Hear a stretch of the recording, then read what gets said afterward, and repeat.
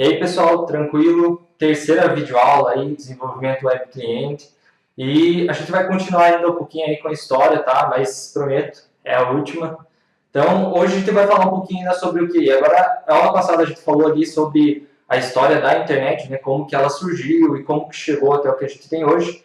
E agora a gente vai ver um pouco sobre a história do HTML, que é o que a gente vai começar aí na disciplina, e um pouquinho também sobre os navegadores aí, qual que é a história deles aí, essa nossa ferramenta de trabalho para estar visualizando os nossos hipertextos, tá ok? Então, só para relembrar lá, né? Então, a gente tinha lá atrás lá o HTTP, que é o nosso protocolo aí que serve para transferir hipertextos, né? E a gente tinha o HTML já como uma linguagem para criar os hipertextos que seriam transmitidos aqui. Só que nessa estrutura aqui a gente precisa de alguma ferramenta, um software que consiga visualizar o HTML para a gente, né? Que consiga renderizar, interpretar aí, de forma que permita com que a gente consiga navegar depois nesse hipertexto. Para isso, a gente precisa aqui de um navegador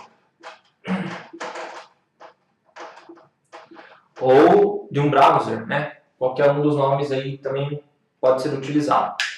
Qual que é o papel de cada um desses itens aqui nessa estrutura? Então, o HTTP a gente viu lá que a ideia, o papel dele é transmitir os hipertextos entre as máquinas lá, cliente e servidor. O HTML ele vai servir aqui para a gente para criar a estrutura do nosso hipertexto. Tá? E aqui eu quero já fazer uma observação para vocês.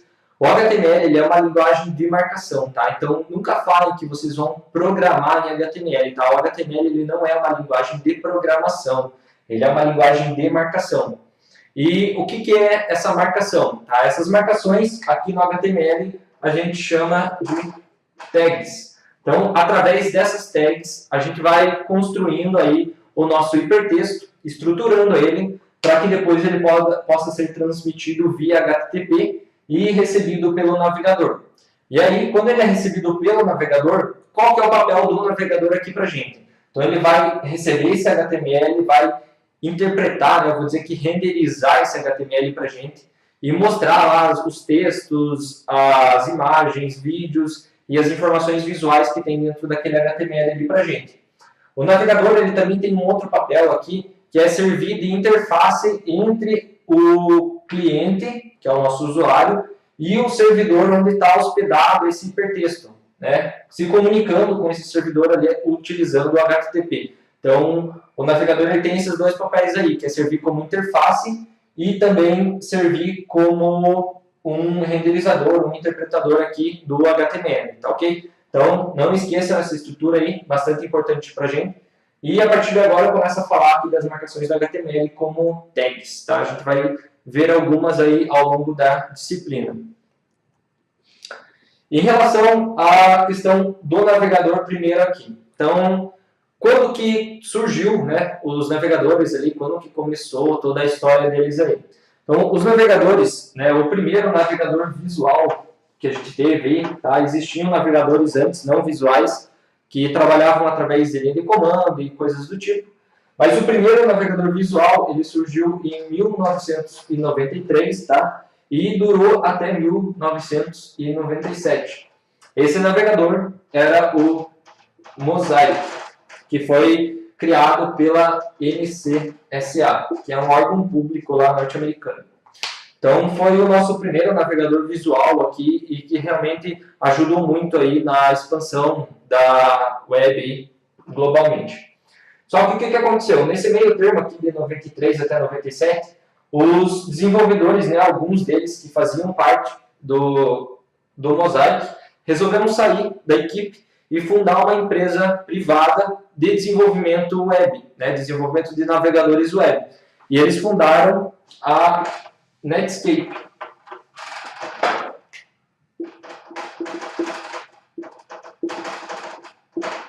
A Netscape, ela, quando foi fundada, também foi responsável por manter um navegador com o mesmo nome da empresa, que era o navegador Netscape, que realmente se manteve por muito tempo no mercado, tá? Foi um dos navegadores mais utilizados aí depois do Mosaic. Ele até substituiu o Mosaic nessa linha do tempo. Só que o que acontece aqui? Em 1995, a Microsoft ela resolveu entrar nesse mercado do desenvolvimento de navegadores, tá? Porque ela viu que era uma coisa interessante ali e que valia a pena, de repente, entrar nesse mercado. E aí, em 1995, ela lança a primeira versão do Internet Explorer. O nosso tão amado Internet Explorer, né? Só que não. Então, em 1995, surge lá o Internet Explorer. E o que aconteceu aqui? Como a Microsoft lançou um navegador próprio, ela fez o quê? Ela fez com que a instalação desse navegador fosse automática no Windows. E isso fez com que o Netscape perdesse uma boa parcela do mercado aí dos usuários que navegavam na web. Só que a Netscape ficou furiosa com isso daí, entrou com um processo contra a Microsoft. E ganhou esse processo e fez com que a Microsoft teve que tirar essa instalação automática do Internet Explorer ali na época. Com isso, a Netscape ganhou de volta alguns usuários, só que não foi o suficiente ali para alavancar a empresa de volta. E então ela faliu, né? Ela foi vendida para a AOL, que é a American Online. A American Online, ela até, depois que comprou a Netscape, até criou depois algumas versões aí do Netscape, mas que nunca foi para frente. E nessa época, então, o Netscape ele encerrou a vida dele aí. Só que, não contentes com isso daí, né, esses desenvolvedores que faziam parte da Netscape aí, fundaram, tempo depois, uma fundação que vocês conhecem, tá? Que é a Fundação Mozilla Firefox, tá? Que é responsável por manter o Mozilla Firefox, que é um dos navegadores mais utilizados hoje aí, junto ao Internet Explorer, ao Google Chrome, Opera, Safari e tantos outros aí. Tá? Então ele tem uma boa parcela de mercado aí. Aqui vocês podem ver que basicamente o Mozilla e o Firefox ele tem uma linha de tempo aí, se a gente considerar que ele veio desde lá do Mosaic, né? Porque a equipe de desenvolvimento dele vem desde lá. Ele é um dos navegadores mais antigos que a gente tem aí no mercado web e que com certeza tem bastante conhecimento aí para ajudar a gente e para ajudar todo mundo. Então, é um dos navegadores mais antigos que a gente tem aí. Algum tempo depois aqui, em 2004, 2005, a Google resolveu entrar nesse mercado também, lançou o Google Chrome e aí o mercado se dividiu totalmente em vários navegadores. Não vou mentir que nessa época a coisa era um caos, tá? Você desenvolvia web, mas você tinha que testar o teu website, a tua aplicação em cada navegador, porque cada um que você abria ali era uma coisa diferente, funcionando de formas diferentes. Então, era uma bagunça aquilo lá. Hoje, vocês não precisam se preocupar tanto com isso, tá? A gente está caminhando para um ponto onde a gente desenvolve web e não desenvolve pensando em vários navegadores. Tá? A gente está caminhando para esse ponto, ainda não estamos lá, mas estamos chegando.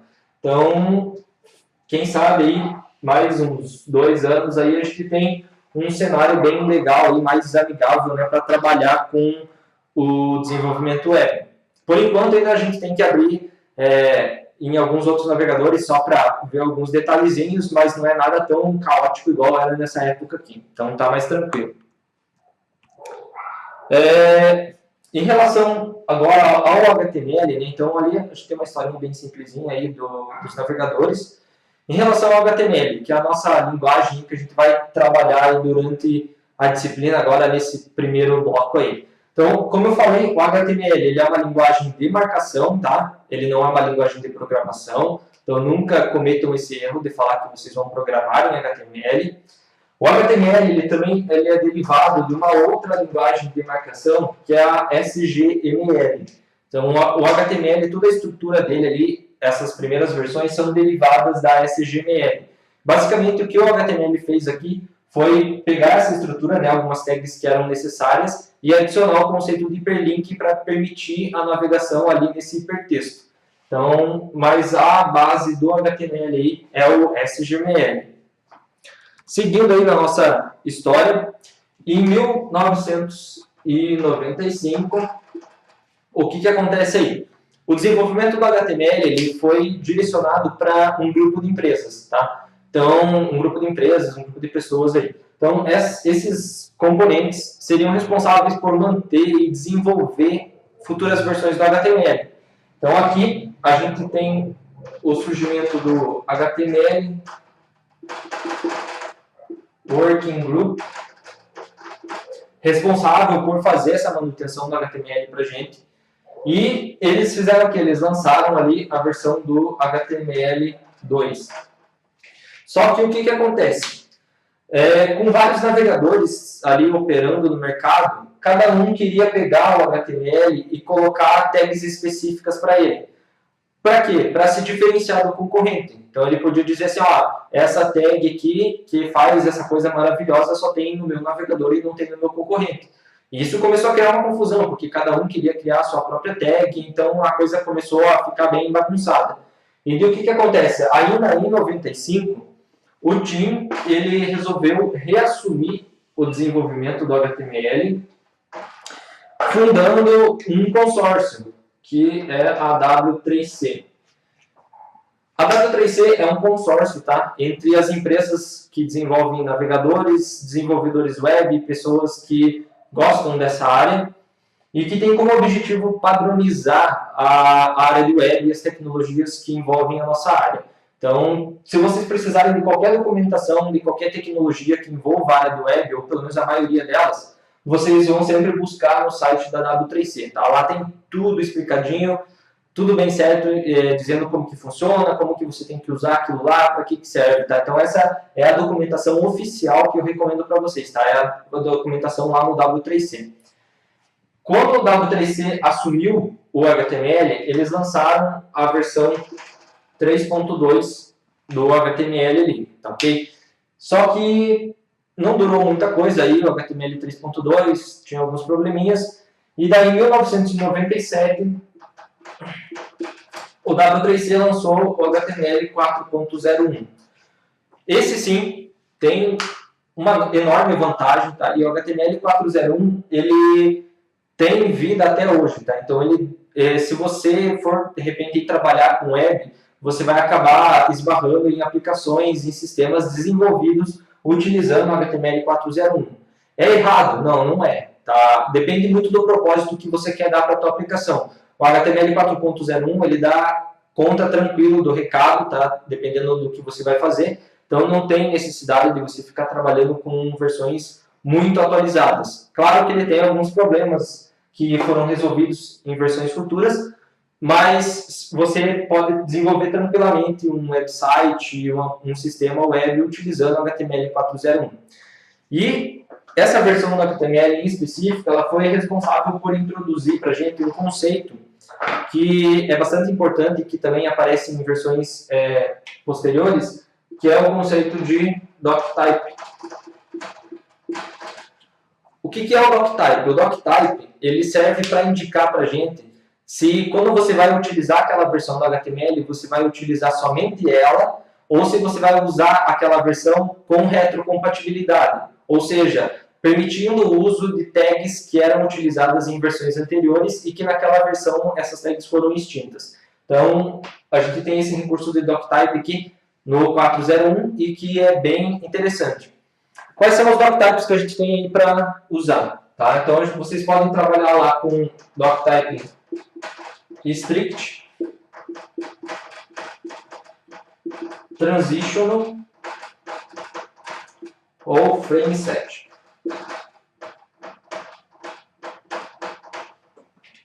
Então vocês podem trabalhar com qualquer um desses três doctypes aqui. Qual que é a diferença entre cada um deles? Tá? O doctype strict ele diz que você tem que usar somente as tags que são específicas daquela versão do HTML que você está trabalhando. Então, você não pode utilizar tags anteriores. Ou seja, ele não tem retrocompatibilidade. Quando você trabalha com doctype strict, você só pode usar as tags específicas daquela versão onde você está escrevendo o seu hipertexto. O doctype strict ele também tem um outro ponto, que diz que você não pode misturar a apresentação do teu hipertexto com o conteúdo do teu hipertexto. O que é a parte de apresentação? É tamanho da letra, cor, tamanho dos objetos. Então, Tudo isso daí você não pode fazer junto com o HTML. Quando você trabalha com strict, você tem que separar essa parte de apresentação do conteúdo real do hipertexto, tá? Então não pode misturar. O Doctype Transitional, ele permite a retrocompatibilidade. Então quando você trabalha com Doctype Transitional, você pode utilizar tags de versões anteriores. Então, por exemplo, eu estou desenvolvendo ali no HTML 4.0.1, mas quero utilizar uma tag que tem no 3.2. Tranquilo, usando o Doctype Transitional você pode fazer isso. Se você fizesse isso com o strict, provavelmente iria acusar algum erro para você quando você fosse validar o seu HTML. O Transitional ele também permite o conteúdo e a apresentação misturados, tá? Justamente por conta da retrocompatibilidade, que em versões anteriores sempre era feito dessa forma. Então, ele permite o conteúdo com a apresentação. A única restrição do Transitional é não permitir o uso de frames. Então, se você for estruturar o teu hipertexto através de frames, você não pode usar a versão Transitional e nem a versão Strict, tá? Então, você não pode usar nenhum desses doctypes aqui. Para conseguir a questão dos frames, você tem que trabalhar com o Doctype Frame Set. O Frame Set é o Doctype que diz que você pode estruturar um hipertexto através de frames. Ele tem as mesmas regras do Transitional, então retrocompatibilidade, conteúdo e apresentação misturados, e a possibilidade de uso de frames que o Transitional não tem. Então, se você precisar usar frames, você vai trabalhar com Frame Set, tá ok? Então, vocês têm esses 3 doctypes aí para trabalhar. Quando vocês forem desenvolver em HTML aí, dá uma olhadinha qual versão do doctype melhor se adequa para o que você está fazendo e trabalha com essa versão aí.